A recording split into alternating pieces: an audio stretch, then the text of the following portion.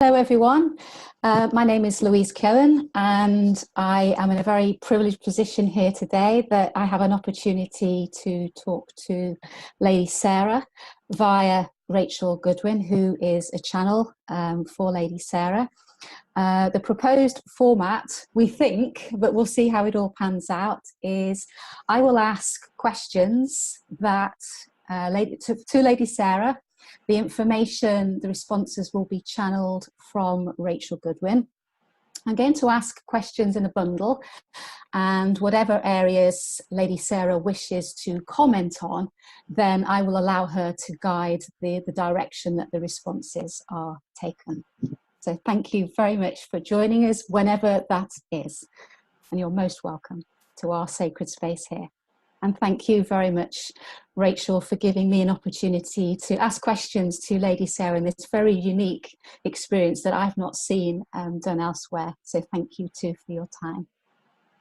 Oh, you're really welcome, and yeah, interested to see how it goes. I'm very interested because for an interview you can prepare as best as you can and then just see how things actually transpire.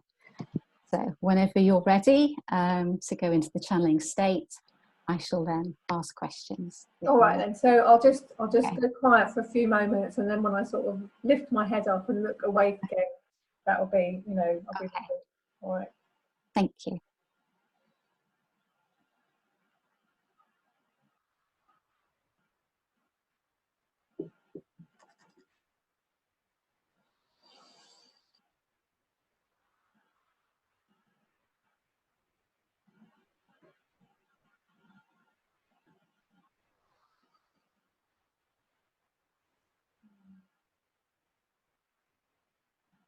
Welcome, welcome. I am Sarah. You have some questions for me.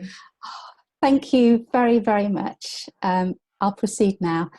I'd like to start off, if I may, Lady Sarah. Can you tell us what your full name is, and is it okay to call you Lady Sarah, or do you have another preferred name for us?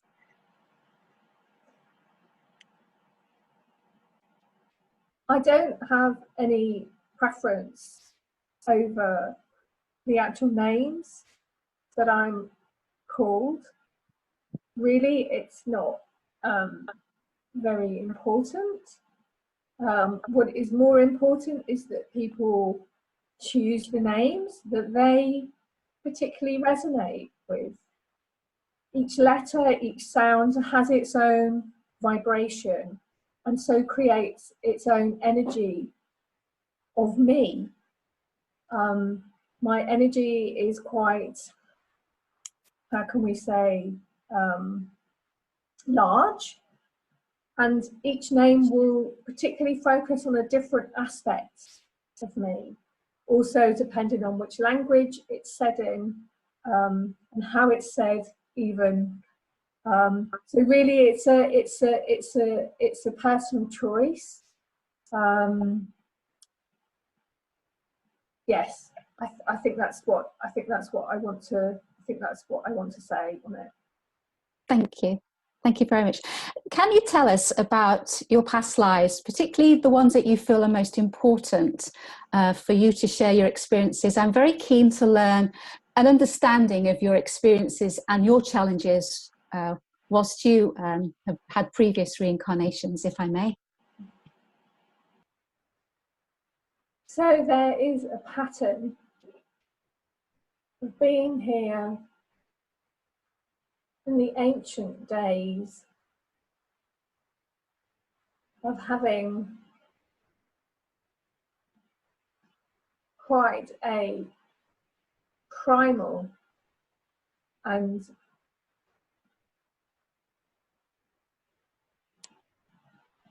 I've got the word rude there, very basic connection to the earth. So the age that you are living in today is very mentally orientated. There is a strong emphasis on the mental layer, and this has been being developed very strongly in this part of humanity's evolution. However, many of my past lives were more connected to the physical and connected to the spiritual, without this strong mental layer of energy. So there was a much more direct experience of the earth, a much more profound and direct way of living and experiencing the earth without the problem of thinking constantly coming in to the equation. So it was possible to live a life much more directly in contact with the earth herself, with the tree spirits, with the elemental beings, and being able to draw out much more power from nature, because there wasn't these blocks and obstacles in the way, because there were much fewer man-made creations causing disruptions in the flow of energy. So when I connect to the question that you've asked about my past lives, there's a huge power that comes through from the earth, from the power of nature, from this direct creation force, if you like, that's very embodied, a very divine energy being embodied through nature and through the lives of the people as well. So although we might think of past peoples as having been primitive, actually there has been much more purity of divine consciousness than there is now, because this strong emphasis on the mental layer causes a lot of blocks. So I mean, this is one of the reasons why working with my energy can actually help overcome these things, because I have a strong imprint in my energy from these past lives, which help each of you also to connect directly back up to these beautiful forces in nature. Thank you. Thank you very much. Following on from that question, are there any particular places that people who want to develop their connection with you, can you recommend any places? I mean, I know of Glastonbury. Can you suggest any other places that maybe people can go to increase a connection with you?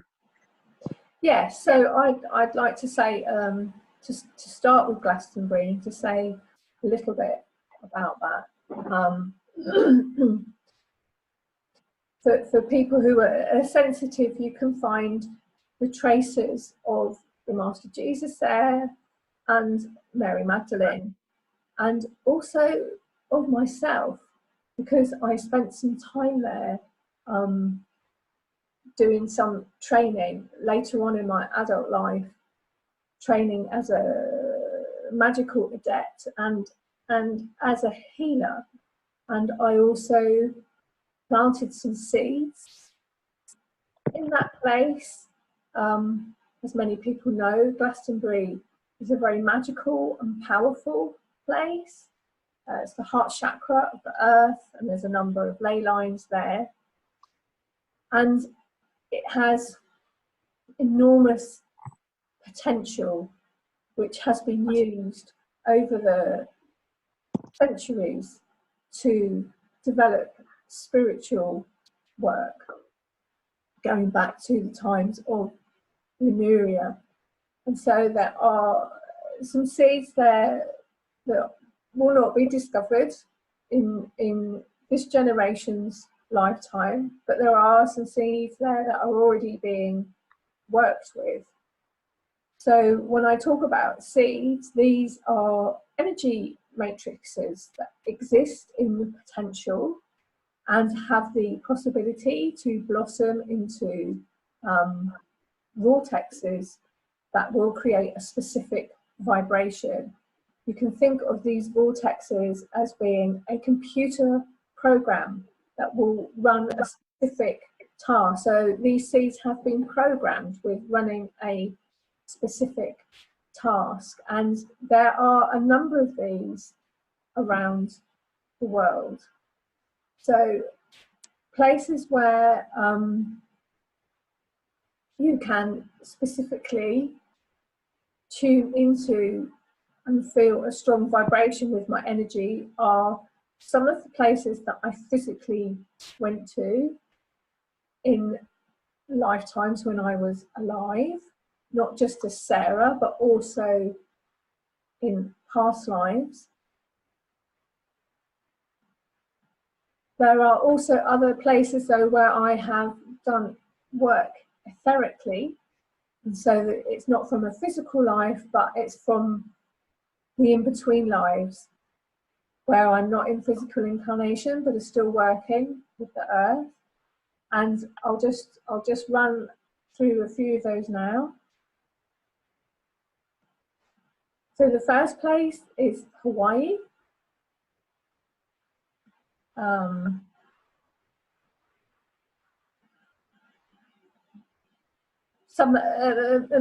Many of those places are under the water around Hawaii, but can be felt by being around in that general area. And of course, this was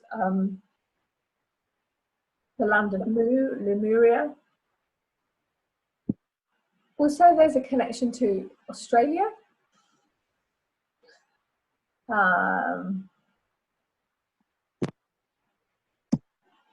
Malta. There's a very, very deep connection there that anchors in much of the earth programming. And I have placed some energies there recently in a sacred temple that is starting to work with the ley lines as they are in their present states, which is not, they're not at their best. There's a lot of work to be done. But many new things are being built, but yeah, there's a lot of work happening there in Malta and Gozo.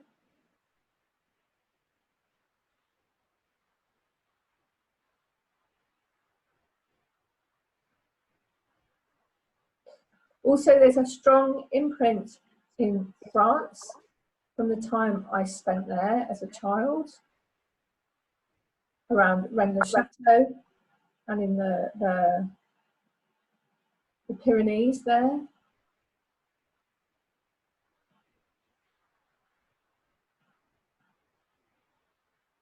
There's also a strong connection to Ireland and to Sweden as well, from a past life there, or a number of past lives actually, living in Scandinavia as a vulva or a Norse shaman. Many of my lives have been in powerful places in nature, in forests, in the mountains, and by the sea.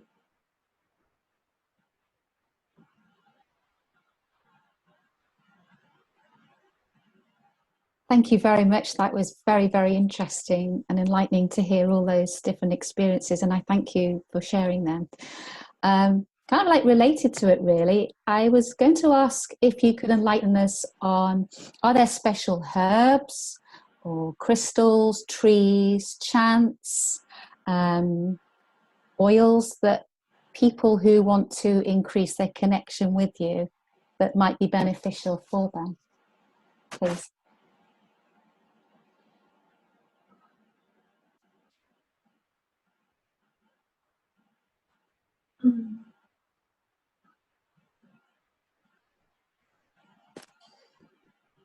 So for each person, again, as with the name, this will be a different thing that will hold this energy. It's quite important to have a practice in order to connect to my energy. So if you want to build up a stronger or deeper relationship,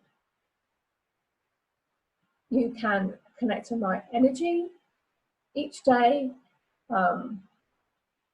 by doing something very simple like lighting a candle, or just asking for my presence to come in and then meditating with that presence. I would say anything from the forest. You can ask that my presence enters in to that, and then keep it in a special place or on an altar if you have one.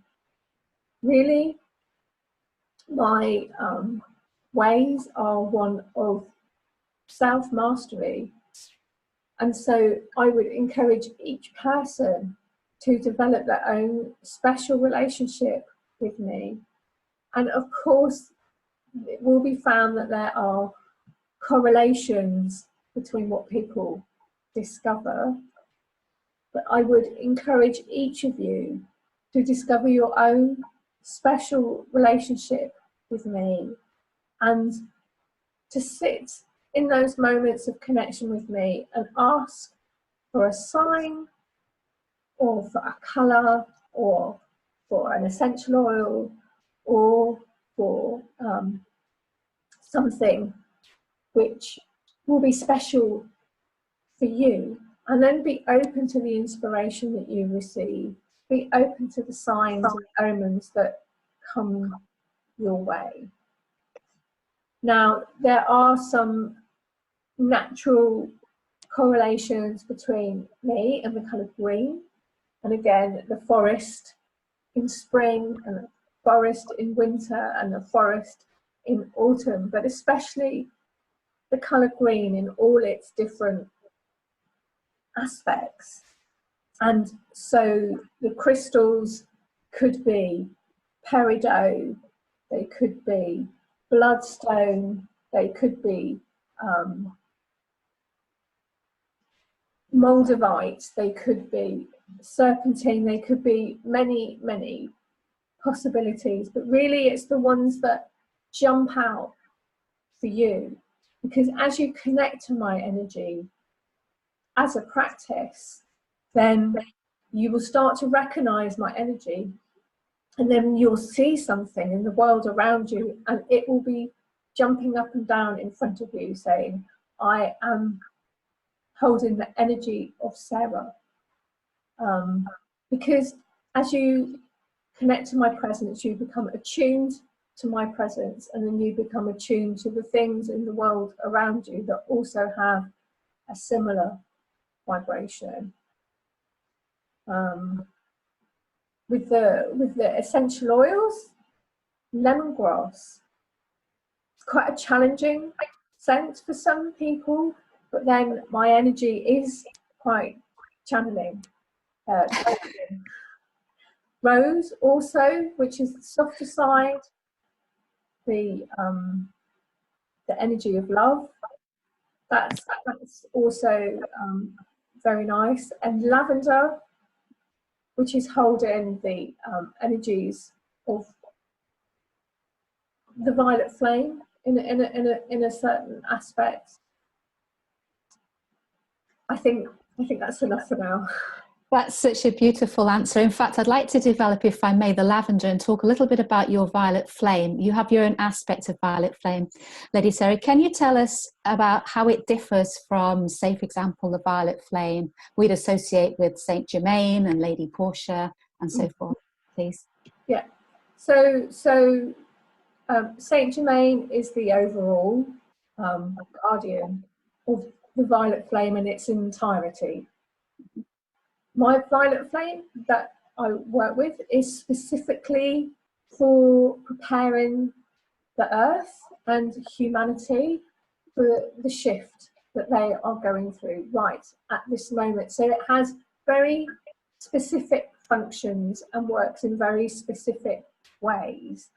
And it is able to shift and transform very quickly lower and heavier energies to higher and lighter energies.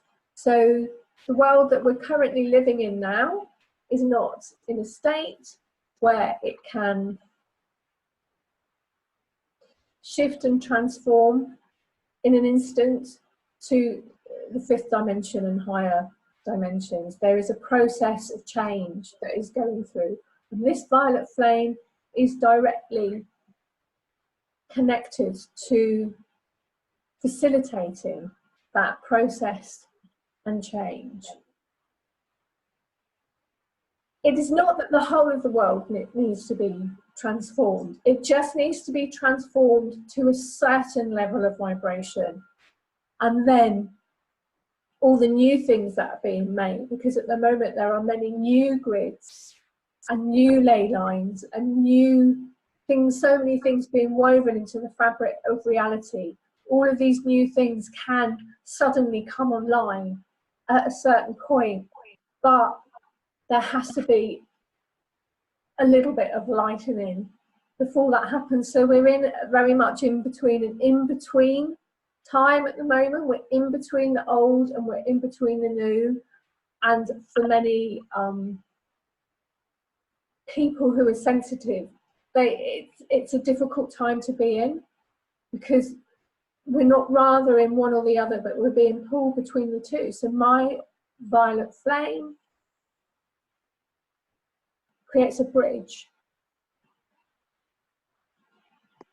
It's very challenging to live a life that's entirely in the fifth dimension in the world as it is right now.